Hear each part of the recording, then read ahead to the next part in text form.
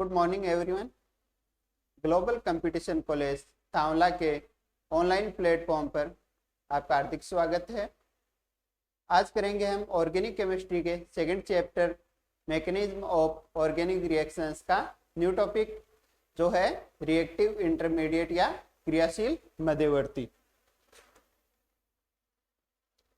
ये अपने जो रिएक्टिव इंटरमीडिएट है या क्रियाशील मध्यवर्ती है,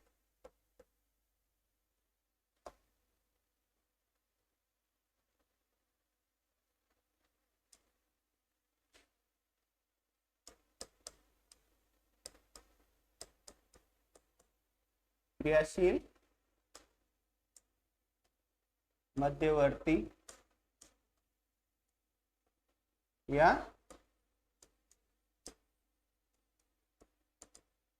रिएक्टिव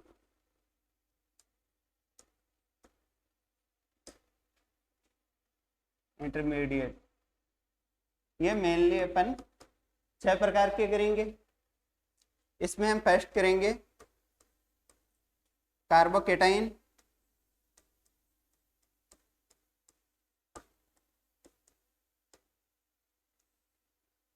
सेकेंड करेंगे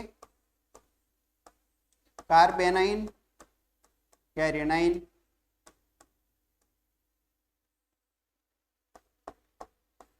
थर्ड होगा अपना फ्री रेडिकल या मुक्त मूलक,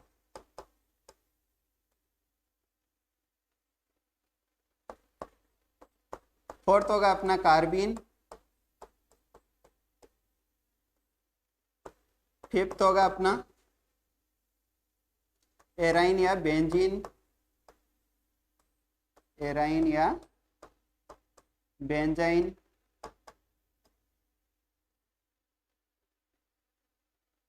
और सिक्स तो करेंगे हम नाइट्रीन।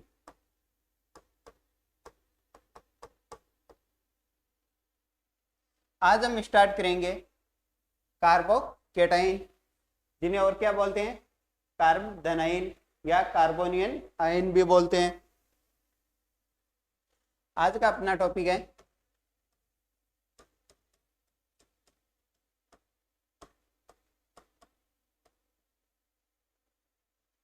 कार्बोकेटाइन या कार्बोनाइन।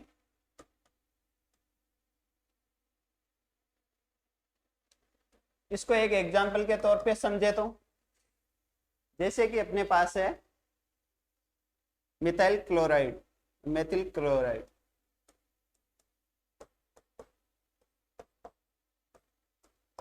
ये अपने पास मेथिल क्लोराइड है।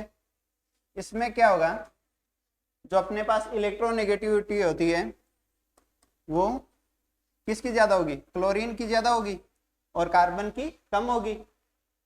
तो जो इनके मध्य सहसंयोजक बंध है उसके दोनों इलेक्ट्रॉनों को कौन ले जाएगा, क्लोरीन लेके भाग जाएगा। तो यहाँ कार्बन के पास क्या बचेगा, 2 इलेक्ट्रॉन्स की कमी हो जाएगी। तो इन 2 इलेक्ट्रॉन्स की कमी के कारण यह क्या करेगा, प्लस साइन शो करेगा या पॉजिटिव चार्ज आ जाएगा।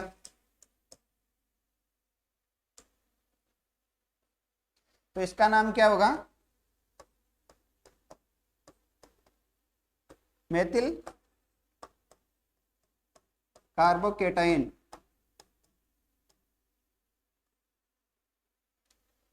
अब पढ़ते हैं इनकी जनरल कैरेक्टरिस्टिक्स। देखे तो अपने पास जो मेथिल कार्बोकेटाइन बना है, इसमें इस कार्बन के पास नंबर ऑफ इलेक्ट्रॉन्स कितने हैं, 2 इलेक्ट्रॉन्स इस बॉन्ड के सहसंयोजक बंध के, 2 इलेक्ट्रॉन इसके और 2 इसके। तो नंबर ऑफ टोटल इलेक्ट्रॉन कितने हैं, नंबर ऑफ इलेक्ट्रॉन कार्बन के पास नंबर ऑफ इलेक्ट्रॉन टोटल है 6 है, और क्या है, एक पॉजिटिव चार्ज है और पॉजिटिव चार्ज या धन आवेश। तो इसी से इसकी परिभाषा बन सकती है।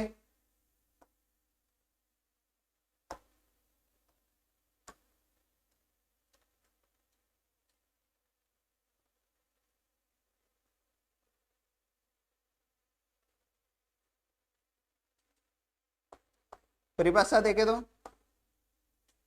वह कार्बनिक यौगिक जिसमें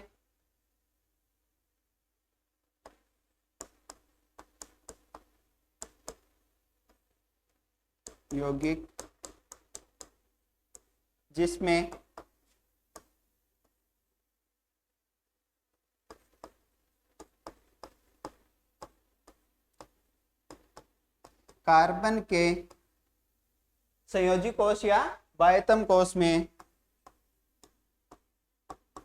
संयोजी कोष या बाह्यतम कोष में 6 इलेक्ट्रॉन उपस्थित हो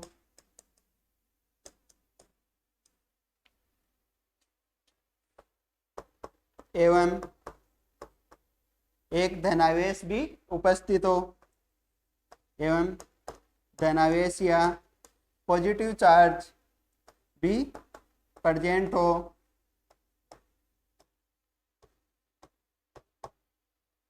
कार्बोकेटाइन कहलाता है।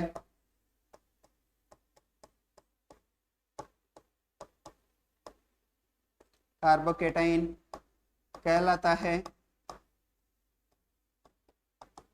ये होगी इसकी डेफिनेशन। इसकी मतलब रिएक्शन से ही डेफिनेशन दे सकते हैं। अब और देखते हैं इसमें। ये अपने पास है कार्बोकेटाइन या मेथिल कार्बोकेटाइन जिसे बोले CH3 प्लस, ऐसे भी लिख सकते हैं इसे। अब इसके पास देखें तो बाह्यतम कोष में कितने इलेक्ट्रॉन है? 6, और 6 इलेक्ट्रॉन है मतलब 3 सहसंयोजक बंध है। तो इसमें संकरण कौन सा होगा? हाइब्रिडाइजेशन। इसमें हाइब्रिडाइजेशन होगा अपने sp2 संकरण, क्योंकि 3 सहसंयोजक बंध है। दूसरी बात, अब इसकी स्ट्रक्चर या ज्यामितीय आकृति की बात करें तो ये कार्बन परमाणु है। इसके पास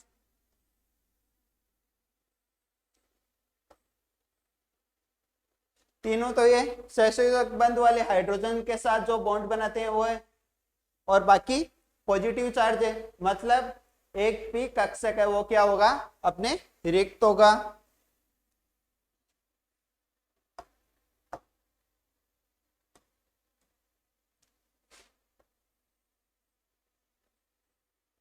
ये है अपना pz कक्षक या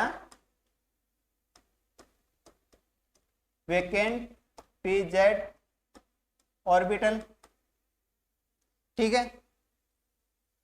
और ये हो गए अपने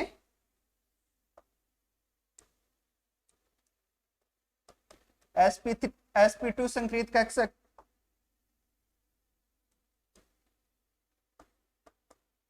तीन sp2 संक्रित कक्षक है। अब इनमें देखें तो इसकी ज्यामिति कैसी होगी?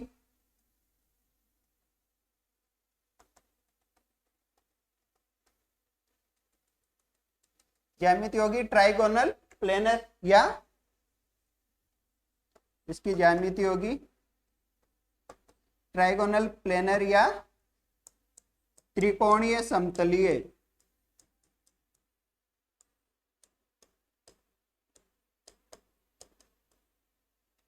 पॉइंट बना के लिख सकते हैं इसके।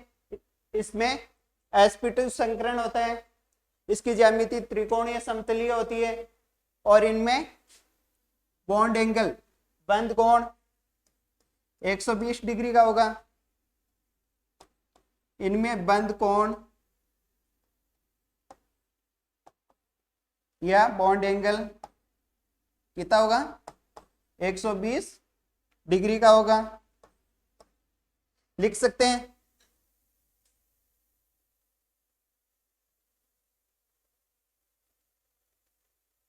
और देखें तो इसमें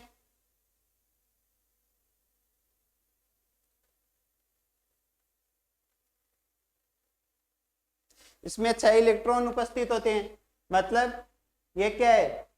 एक नाभिक स्नेही है, और नाभिक स्नेही होंगे तो सॉरी ये क्या है? इलेक्ट्रॉन स्नेही। इसमें 6 इलेक्ट्रॉन उपस्थित है, और क्या है? 2 इलेक्ट्रॉन की कमी है, मतलब इनका अष्टक पूर्ण नहीं है। और क्या लिख सकते हैं, इनका अष्टक अपूर्ण होता है।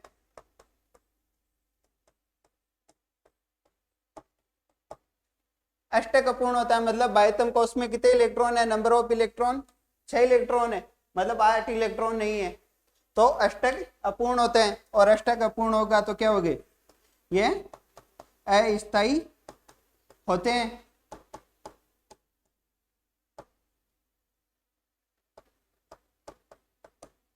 नेक्स्ट देखे तो ये क्या होते हैं, इलेक्ट्रॉन्स नहीं, क्योंकि इनको इलेक्ट्रॉन चाहिए, इनके पास इलेक्ट्रॉन में कमी है, तो ये क्या है, ये इलेक्ट्रोफाइल होते हैं या इलेक्ट्रॉन स्नेही होते हैं। इलेक्ट्रॉन स्नेही होते हैं। और इलेक्ट्रॉन स्नेही होंगे मतलब जो लोन पेयर ग्रहण करते हैं या ले लेते हैं वो क्या होते हैं, प्रबल लुईस अम्ल होते हैं। तो अतः ये प्रबल लुईस अम्ल होंगे।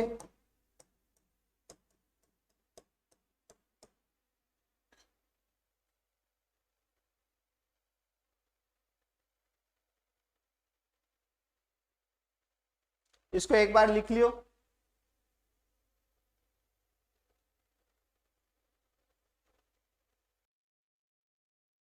अब नेक्स्ट करते हैं हम types of carbocation.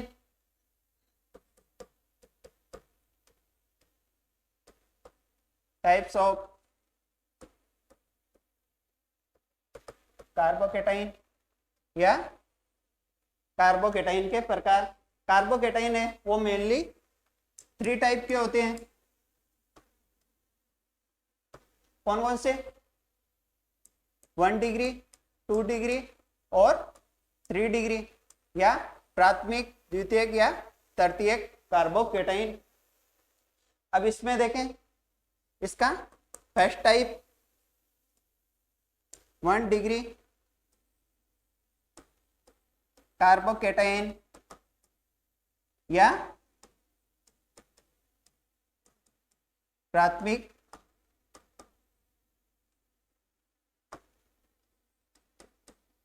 Carbocation.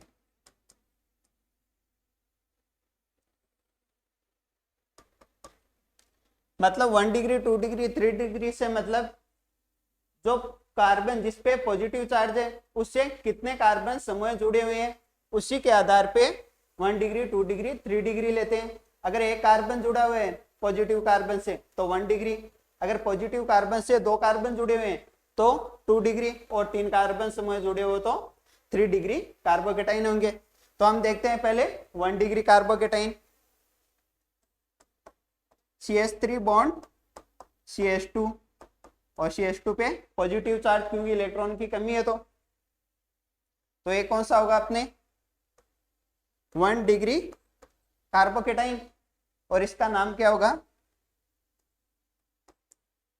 Ethyl carbocation.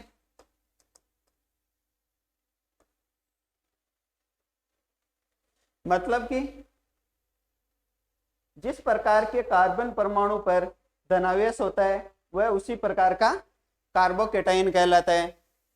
मतलब 1 डिग्री पे मतलब इथाइल कार्बन पे जो धनावेश, तो ये क्या कहलाएगा, इथाइल कार्बोनेट, और प्रोपाइल पे होगा तो प्रोपाइल कार्बोनेट। फॉर एग्जांपल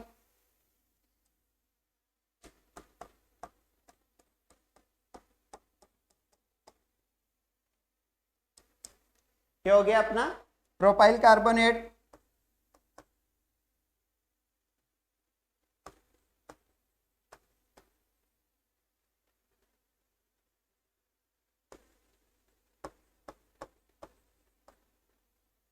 इसके अलावा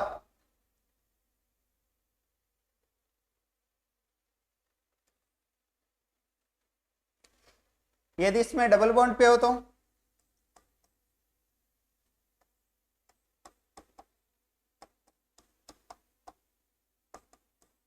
मतलब जो अपने असंतृप्त कार्बन है, हाइड्रोकार्बन है, मतलब जो डबल बॉन्ड या ट्रिपल बॉन्ड से जुड़ा हुआ कार्बन है, उसके पास वाले कार्बन पे डबल मतलब पॉजिटिव चार्ज हो, तो किस प्रकार का कार्बोकेटाइन होगा?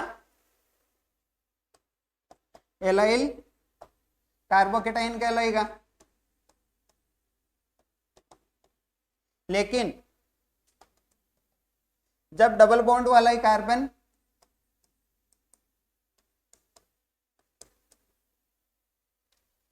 कार्बन पे पॉजिटिव चार्ज है, तो ये किस प्रकार का होगा? ये होगा विनाइल कार्बोकेटाइन।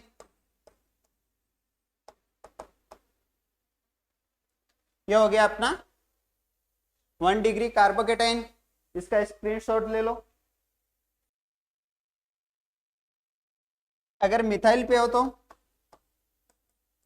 ये कौन सा होगा? Methyl carbocation.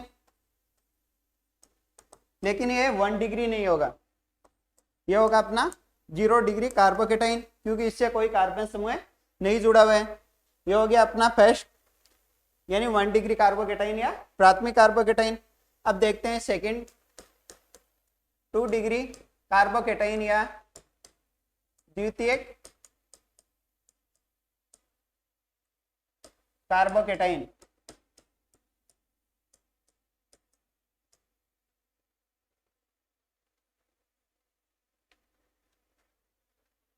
इसमें क्या होता है? जो अपने पास कार्बन समूह है वो क्या होगा? वो बॉन्ड बनाएगा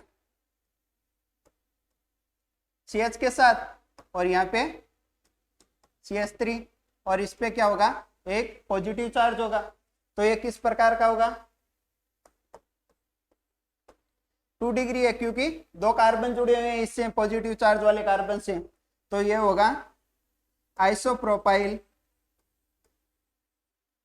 कार्बोकेटाइन।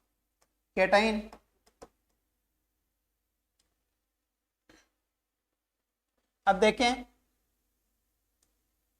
थर्ड टाइप इसका 3 डिग्री कार्बोकेटाइन या तृतीयक कार्बोकेटाइन।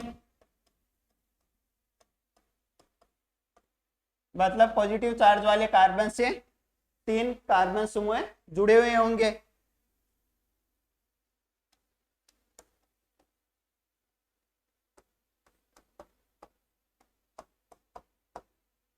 और इस पे होगा पॉजिटिव चार्ज। तो ये कौन सा होगा अपना? ये होगा टर्सरी ब्यूटिल कार्बोकेटाइन, क्योंकि इसमें जो पॉजिटिव चार्ज वाला कार्बन है वो 3 कार्बन परमाणु या कार्बन समूह से जुड़ा हुआ है। इसको लिख लो। अब नेक्स्ट देखते हैं स्टेबिलिटी ऑफ कार्बोकेटाइन।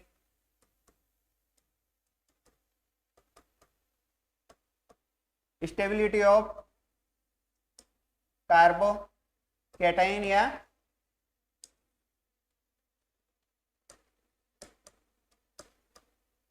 कार्बोनाइन या कार्बोकेटाइन का स्थायित्व है।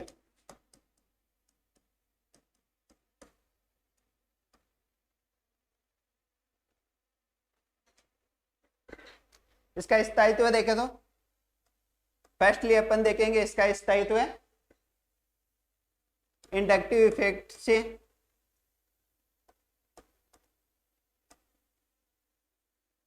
मतलब जो अपने कार्बोकेटाइन है वो इंडक्टिव इफेक्ट शो करते हैं, और इंडक्टिव इफेक्ट के आधार पे वो कितने स्थायी होंगे।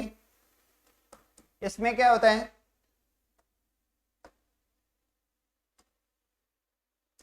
जो कार्बोकेटाइन है उसकी स्टेबिलिटी होगी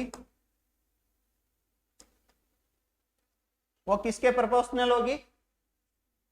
is proportional, directly proportional to number of alpha carbon बोल दो, या पॉजिटिव चार्ज से जुड़े हुए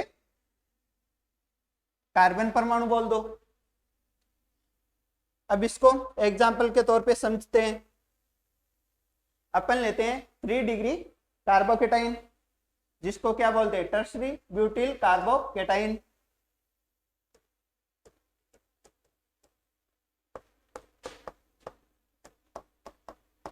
और इस पे पॉजिटिव चार्ज, यह कहलाता है अपना टर्शरी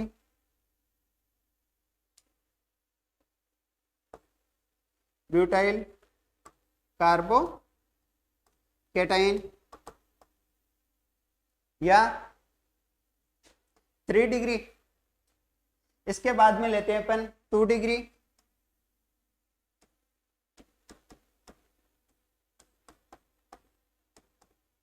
इस पे क्या होगा, पॉजिटिव चार्ज। ये कौन सा अपना आइसोप्रोपाइल कार्बोकेटाइन। और ये होगा 2 डिग्री, क्योंकि ये कार्बन है, वो जो पॉजिटिव चार्ज वाला कार्बन है वो 2 कार्बन समूह से जुड़ा हुआ है। इसके बाद लेते हैं हम इथाइल कार्बोकेटाइन। क्या हो गया अपना 1 डिग्री या इथाइल कार्बोकेटाइन। और लास्ट है अपना मिथाइल कार्बोकेटाइन, इसे 0 डिग्री भी बोलते हैं।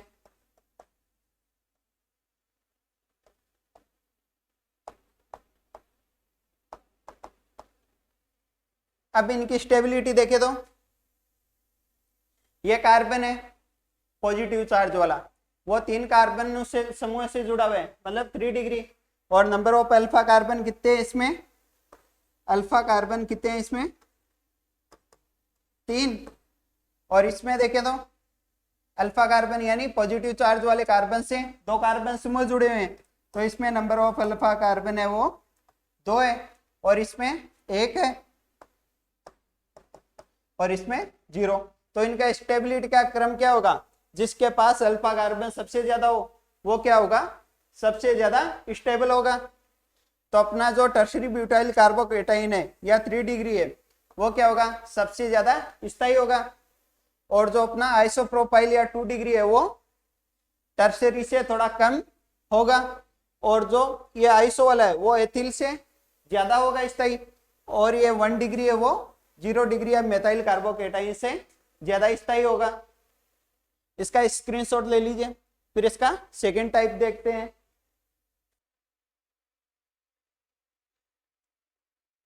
अब जो कार्बोकेटाइन की स्टेबिलिटी है उसको हम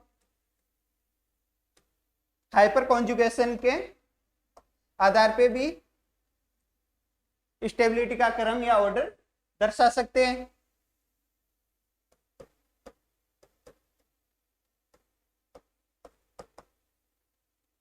हाइपर कॉन्जुगेशन या अतिसंयुग्मन, इसको और किस नाम से जाना जाता है, नो बॉन्ड रेजोनेंस। और जो ये अतिसंयुग्मन या हाइपर कॉन्जुगेशन है इसकी स्टेबिलिटी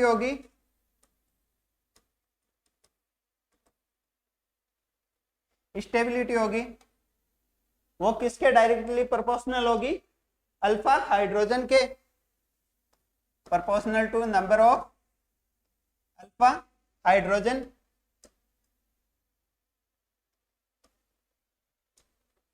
अब देखते हैं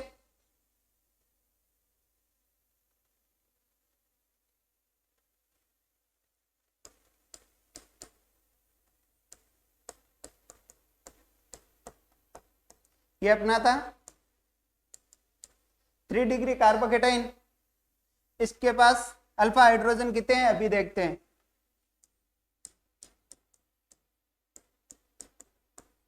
ये हो गया 2 डिग्री।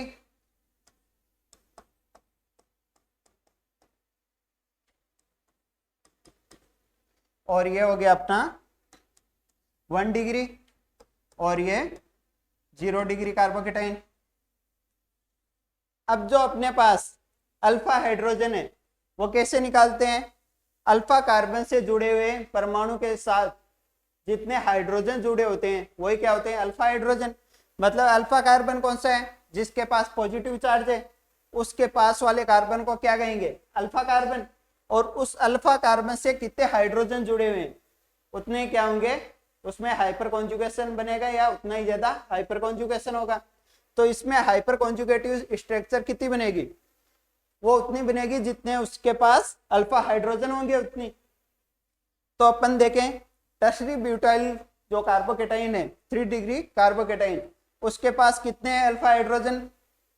3 ये, 3 ये और 3 ये, टोटल अल्फा हाइड्रोजन कितने हुए? नंबर ऑफ अल्फा हाइड्रोजन 9 हुए इसके पास। फिर देखते हैं 2 डिग्री के पास, इसके पास 3 और 3 6 ही है। नंबर ऑफ अल्फा हाइड्रोजन कितने हुए? 6 2 डिग्री के पास। अब देखते हैं 1 डिग्री के पास, इस कार्बन से यह कार्बन जुड़ा हुआ है, एक ही अल्फा कार्बन है और इस एक के पास कितने हैं? 3 हाइड्रोजन है। मतलब नंबर ऑफ अल्फा हाइड्रोजन कितने होंगे इस 1 डिग्री के पास? नंबर ऑफ अल्फा हाइड्रोजन 3 होंगे और इससे कोई भी अल्फा कार्बन नहीं जुड़ा हुआ है, मतलब अल्फा हाइड्रोजन कितने होंगे? 0, मतलब होंगे नहीं। तो अब इन स्ट्रक्चर की जो हाइपर कॉन्जुगेशन के आधार पे स्टेबिलिटी होगी वो किस क्रम में होगी?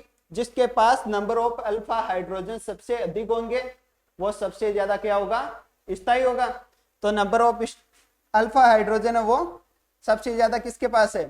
3 डिग्री के पास, उससे कम 2 डिग्री के पास, उससे कम 1 डिग्री के पास और सबसे कम मिथाइल कार्बोनेट के पास या कार्ब केटाइन के पास, सॉरी कार्बोनेट है, मिथाइल कार्ब केटाइन के पास होंगे। अब इसका हाइपर कॉन्जुगेशन के आधार पे आप स्क्रीनशॉट ले लो। अब नेक्स्ट स्टेप ना रेजोनेंस के आधार पर, मतलब जो स्ट्रक्चर रेजोनेंस शो करती है उनमें स्टेबिलिटी का क्रम क्या होगा? रेजोनेंस यानी अनुनाद, इनमें स्टेबिलिटी का क्रम होगा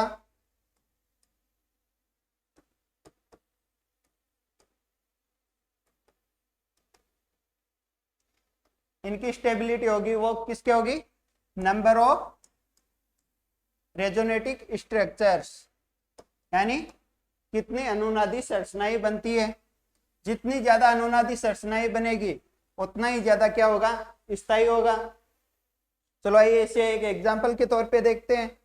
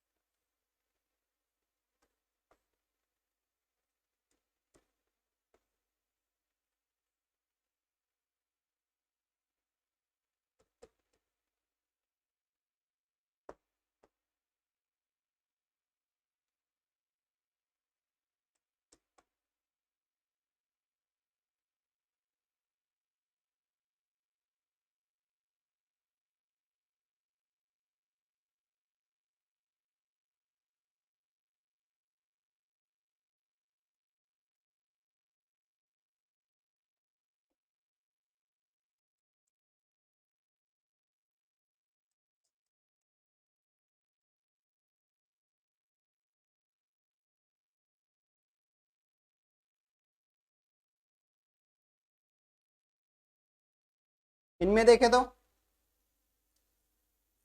यह 3 फेनिल कार्बोकेटाइन या पीएच, यानी पीएच यानी फिनॉल, 3 फेनिल, 3 फिनॉल है, 3 फेनिल कार्बोकेटाइन।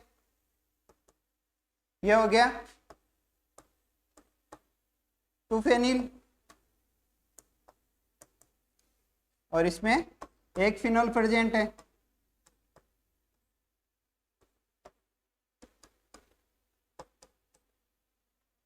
अब इनमें अनुनाद के आधार पे हम दर्शा सकते हैं कि कौन सी स्ट्रक्चर है वो ज्यादा स्टेबल होगी।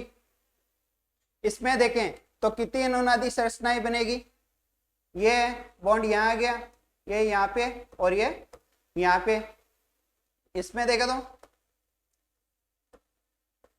इसमें भी 3 और इसमें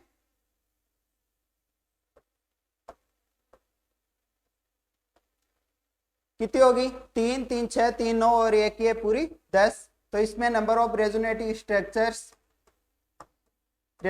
स्ट्रक्चर्स कितनी है, 10। इसी प्रकार इसमें देखे तो 1 2 3 4 5 6 और एक ये पूरी 7। इसमें नंबर ऑफ रेजोनेटिव स्ट्रक्चर्स 7 और इसमें 1 2 3 और एक ये खुद 4। इसमें हो गए रेजोनेटिव स्ट्रक्चर्स टोटल 4। मतलब सबसे ज्यादा स्टेबल कौन होगा, जिसके पास या जो सबसे ज्यादा रेजोनेटिव स्ट्रक्चर्स बनाएगा। और सबसे ज्यादा कौन बना रहा है, ये वाला। तो सबसे ज्यादा स्टेबल होगा ये, इससे कम ये और सबसे कम ये होगा। इनका स्टेबिलिटी का क्रम। अब इसका स्क्रीनशॉट ले लीजिए। अब अपने एग्जाम में कुछ क्वेश्चन इस प्रकार आ जाए कि उसमें एक रेजोनेटिव स्ट्रक्चर दे दे, एक वो स्ट्रक्चर दे दे जो हाइपर कॉन्जुगेशन शो करे, और एक वो जो इंडक्टिव इफेक्ट शो करे। तो उनको देकर पूछे कि सबसे ज्यादा स्थायी कौन सी होगी। तो उनमें देखते हैं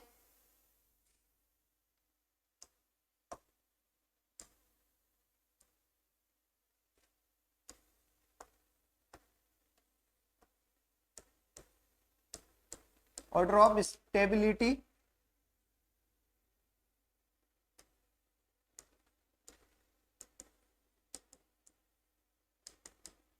यानी स्थायित्व का क्रम। जो अपने पास रेजोनेटिव स्ट्रक्चर होगी,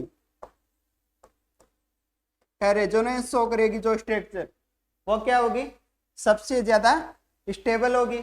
उससे कम स्टेबल कौन सी होगी, जो स्ट्रक्चर हाइपर कॉन्जुगेशन या अतिव्यापन शो करे। और सबसे कम कौन सी होगी, जो इंडक्टिव इफेक्ट शो करे। इंडक्टिव इफेक्ट शो करेगी वो स्ट्रक्चर सबसे कम स्टेबल होगी। तो उनका क्रम ये दिखाना है। अब इसको एक एग्जांपल के तौर पे समझते हैं। एग्जांपल के तौर पे देखें तो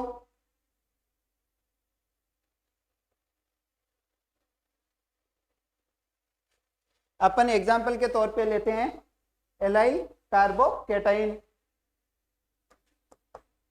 अभी देखा था एलाइल कार्बोकेटाइन।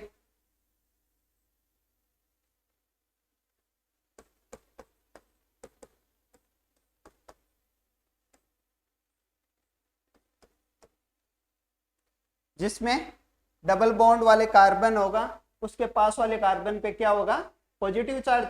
वो कौन होंगे, एलाइल कार्बोकेटाइन। और एक लेते हैं हम एग्जांपल आइसोप्रोपाइल कार्बोकेटाइन।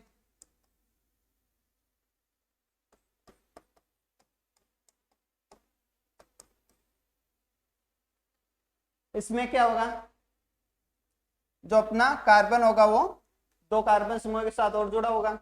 इसमें देखें तो क्या क्या हो सकता है, क्या क्या शो कर रहा है। एक तो इंडक्टिव इफेक्ट शो कर रहा है, मतलब ये जो धनावेशित कार्बन है वो इसके पास जितने कम होंगे वो इलेक्ट्रॉन क्या कर रहा है, वो किससे ले रहा है, पास वाले कार्बन से ले ले। तो ये क्या करेगा, एक तो इंडक्टिव इफेक्ट शो करेगा,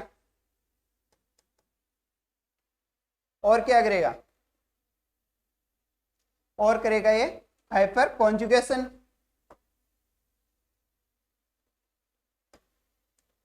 हाइपर कॉन्जुगेशन इस आधार पे जो प्लस वाला कार्बन, मतलब जो अपने कार्बोकेटाइन है, पॉजिटिव चार्ज है, उससे जुड़े हुए कार्बन है यानी अल्फा कार्बन, उससे कितने अल्फा हाइड्रोजन जुड़े हुए हैं, तो इसके पास 3 और 3 6 क्या हुए अल्फा हाइड्रोजन। तो ये करेगा मोर स्टेबल होगा, किसकी वजह से, हाइपर कॉन्जुगेशन की वजह से, मतलब इनमें प्रबल अतिसयुग्मन होगा।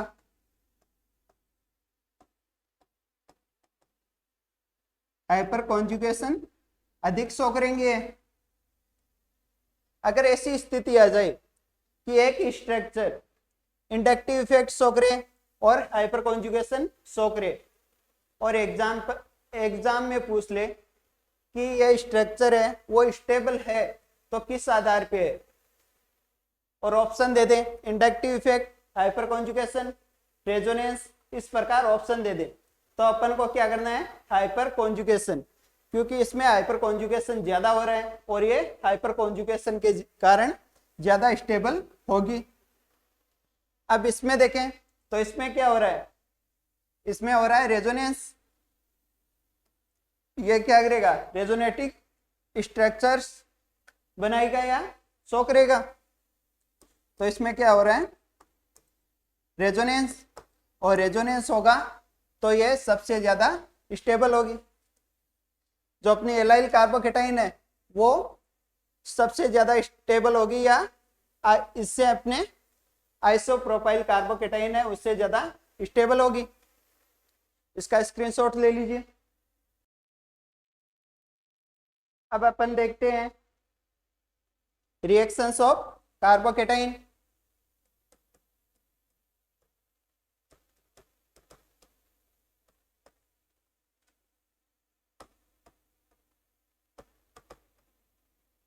अपने जो कार्बोकेटाइन है वो चारों प्रकार की ऑर्गेनिक रिएक्शन शो करेगा।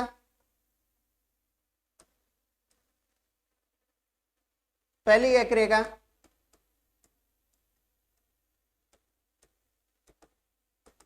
न्यूक्लियोफिलिक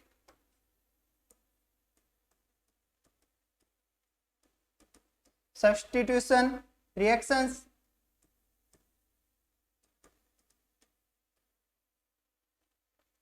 या इसको क्या बोलते हैं, ये SN1 प्रकार की रिएक्शंस को शो करेगा।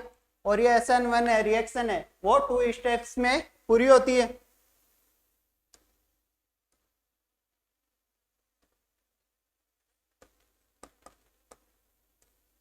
प्रथम पद या फर्स्ट स्टेप देखे तो अपने पास कोई है एल्किल हैलाइड है,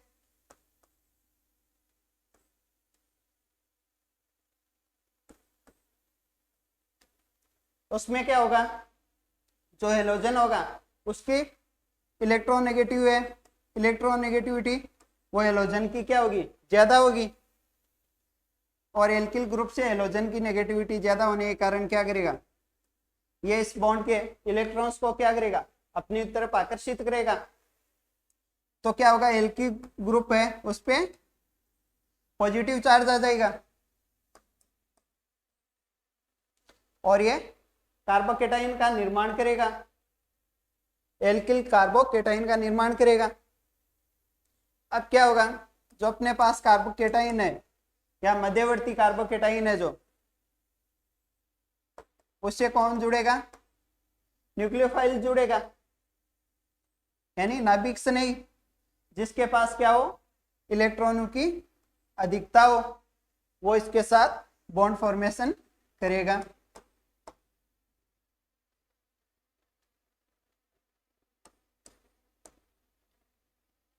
ये रिएक्शन होगी न्यूक्लियोफिलिक सब्स्टिट्यूशन रिएक्शन, या इसमें कौन आता है काम, अपने कार्बोकेटाइन मध्यवर्ती के रूप में लिख लो। सेकंड शो करेगा ये एलिमिनेशन रिएक्शंस,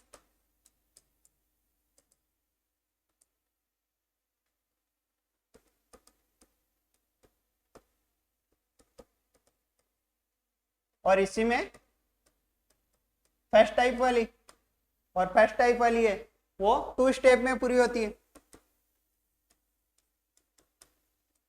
एलिमिनेशन रिएक्शन क्या होती है, इसमें कोई अणु है उससे हाइड्रोजन हैलाइड होते हैं, वो बाहर निकलते हैं, दो सहसंयोजक बंध टूटते हैं या दो सिग्मा बंध टूटते हैं और एक पाई बॉन्ड का फॉर्मेशन करते हैं। अब एक एग्जांपल के तौर पे समझे तो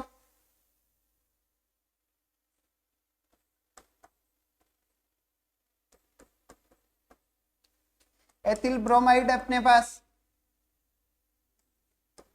इसमें से जो ब्रोमीन है उसकी क्या इलेक्ट्रोनेगेटिविटी ज्यादा है, तो ये बॉन्ड के इलेक्ट्रॉन को क्या करेगा, ग्रहण कर लेगा या अपनी तरफ आकर्षित कर लेगा और फिर किसका निर्माण करेगा, ये एथिल कार्बोकेटाइन का निर्माण कर देगा। और जो अपना एथिल कार्बोकेटाइन होगा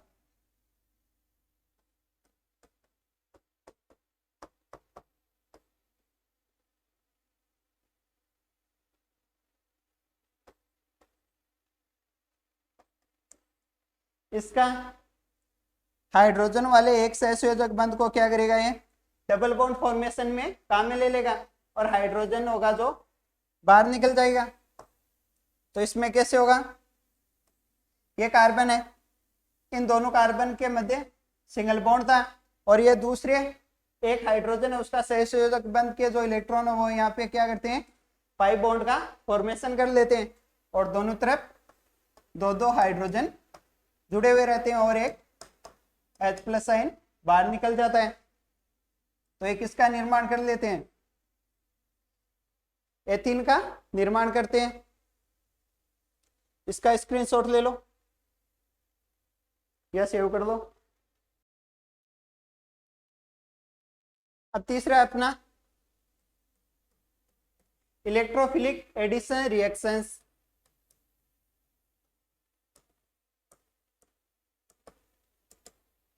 इलेक्ट्रोफिलिक एडिशन रिएक्शंस मतलब इलेक्ट्रॉन से नहीं, योगात्मक अभिक्रियाएं। योगात्मक अभिक्रियाएं क्या होती है, हमने पढ़ रखा है कि कोई अणु है उसमें उपस्थित एक पाई बॉन्ड है, वो ब्रेक डाउन होता है या टूटता है और दो नए सिग्मा बॉन्ड्स का निर्माण होता है। तो इसमें देखें तो एग्जांपल के तौर पे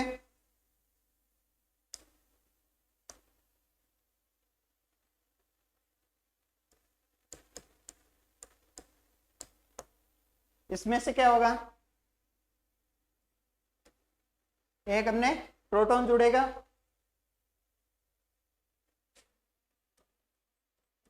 एक इलेक्ट्रोफाइल क्या होगा, ऐड होगा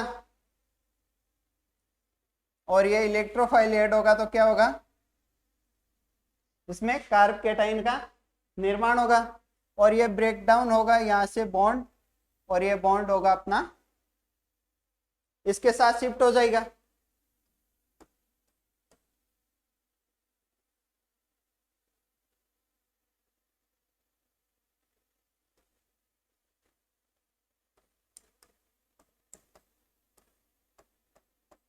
यहाँ पे अपना इलेक्ट्रोफाइल जुड़ जाएगा और यहाँ पे जो अपना सेकंड कार्बन होगा उसके पास क्या होगा, इलेक्ट्रॉन की कमी हो जाएगी और ये कार्बोकेटाइन का या मध्यवर्ती कार्बोकेटाइन का निर्माण करेगा।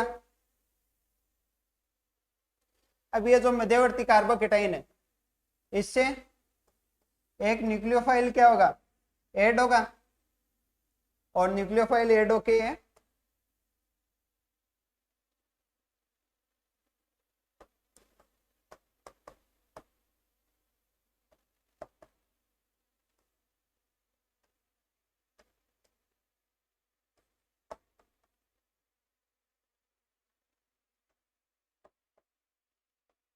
यहाँ पे अपना न्यूक्लियोफाइल ऐड हो जाएगा और ये किस प्रकार की रिएक्शन शो करेगा, इलेक्ट्रोफिलिक एडिशन रिएक्शन शो करेगा।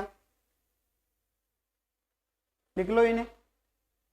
अब लास्ट है अपना रीअरेंजमेंट रिएक्शंस, मतलब ये जो अपने कार्बोकेटाइन है वो रीअरेंजमेंट रिएक्शंस में भी यूज होते हैं, यानी पुनर्विन्यास अभिक्रियाओं में।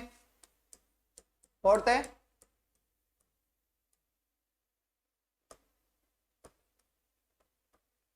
रीअरेंजमेंट रिएक्शंस प्रदर्शित करते हैं यानी पुनर्विन्यास अभिक्रियाएं। एग्जाम्पल के तौर पे समझे तो अपने पास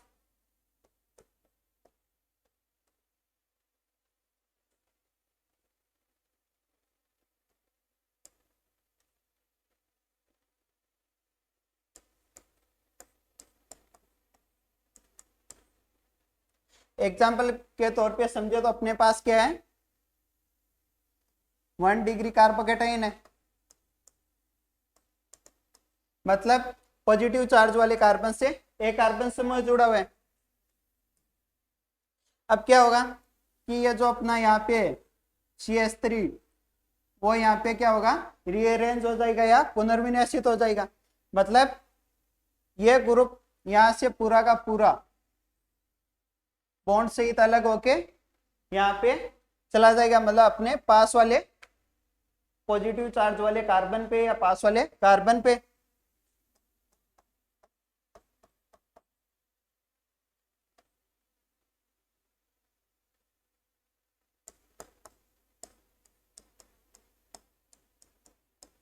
तो इस पे क्या होगा, इलेक्ट्रॉन्स की कमी हो जाएगी, तो ये पॉजिटिव चार्ज शो करेगा और ये कौन सा बन जाएगा फिर, 2 डिग्री कार्बोकेटाइन